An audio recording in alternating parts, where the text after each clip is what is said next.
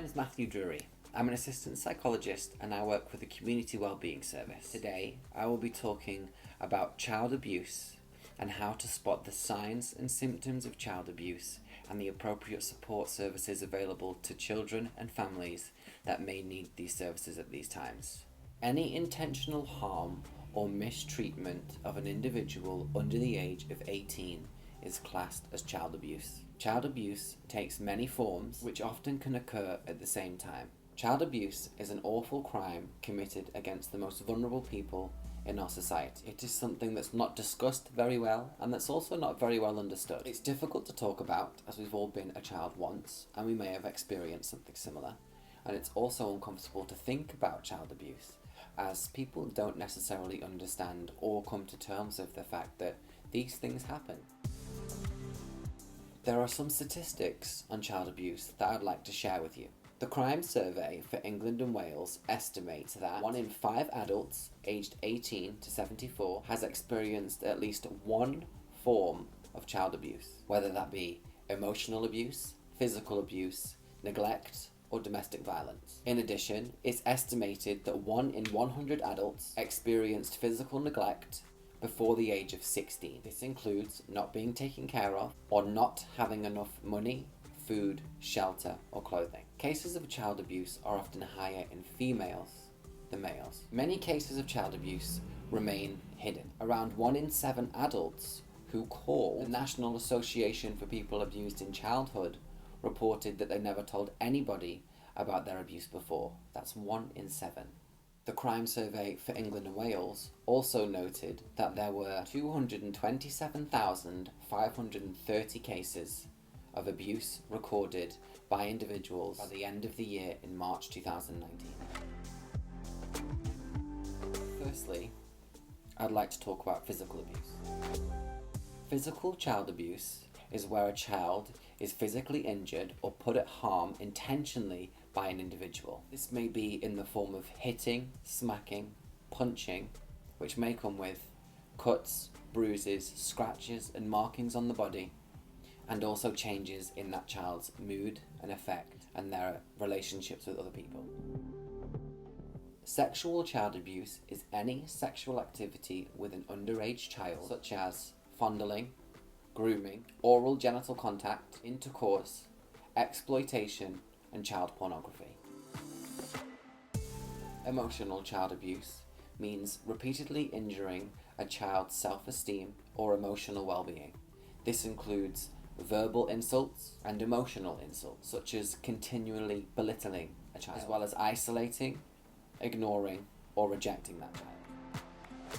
Medical child abuse is when somebody gives inaccurate or infactual information about a child's medical history and medical problems, putting the child at risk of injury and unnecessary medical attention.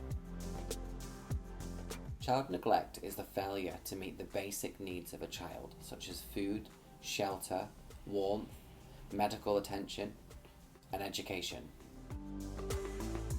In many cases, child abuse is committed by those who are close to the child and someone that the child trusts, often a parent or a relative.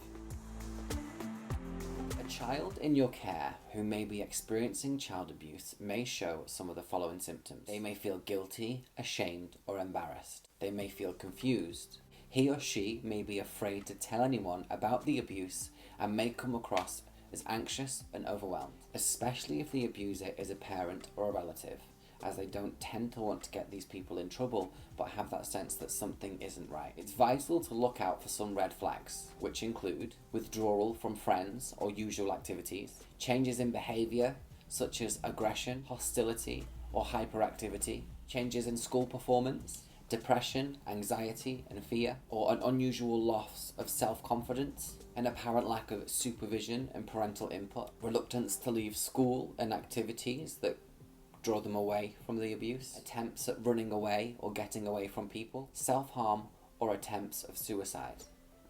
A child may also have increased sexualized behaviors or may be more frightened when touched by an individual. Specific signs and symptoms depend on the type of abuse that the child is experiencing. If it's physical abuse, you may notice unexplained injuries, marks, bruises, fractures or burns, or injuries that don't match a given explanation. Sexual abuse, signs and symptoms, sexual behavior or knowledge about sexual things, pregnancy or sexually transmitted infection, depending on the child's age. Blood in the child's underwear, statements that they were sexually abused or that somebody's touched them in some way, inappropriate sexual contact with others, other children, other adults.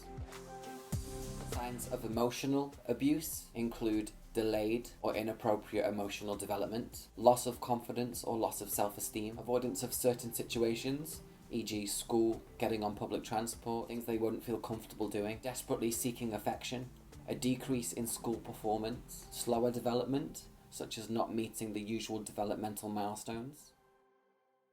Neglect signs and symptoms include poor growth and weight development, poor hygiene, lack of clothing or supplies to meet physical needs, taking food or money without permission, hiding food and water, poor school attendance, and lack of appropriate attention for medical, dental, or other important appointments. Warning signs in terms of a parent or relative who may be committing abuse could be that they show little concern for the child, appears unable to recognize emotional and physical needs of the child, blames the child for the problem, consistently belittles the child and calls them names, harsh physical discipline, severely limiting the child's contact with others. They may offer conflicting explanations for any marks or injuries that the child might have. Child abuse is not an easy subject to talk about. It's difficult and it's challenging because it makes you feel uncomfortable that people could put children in that type of danger.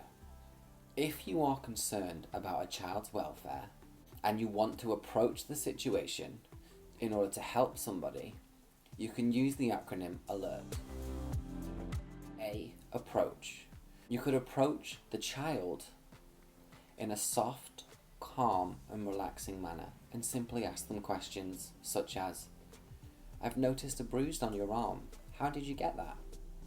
I've noticed that mummy's saying that you're an evil child. Does mummy say that often? Or you could simply ask, is everything okay at home?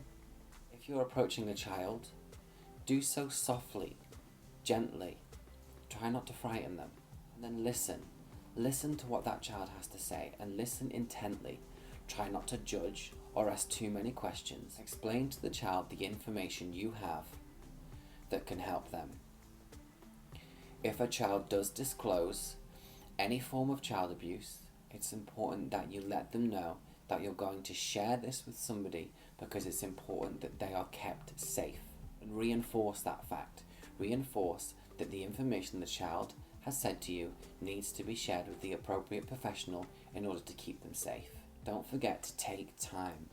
Take time afterwards to talk to your manager, talk to your colleagues about how the experience was. And also, the most importantly, is contact somebody for supervision to talk about those kind of things. It's important that they're part of our professional duties, so we need to understand how they affect us in order for us to look after ourselves as well.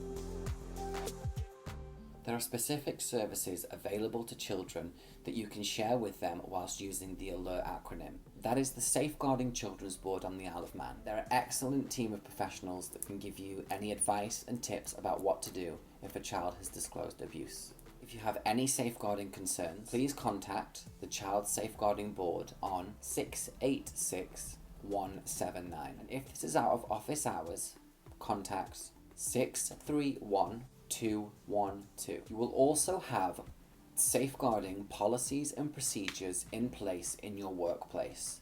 If you experience a child who discloses abuse following the use of the ALERT acronym, it's important that you follow policies and procedures that are put in place by the Isle of Man Safeguarding Board that are specific to your service. Please familiarise yourself with those policies and procedures and act accordingly.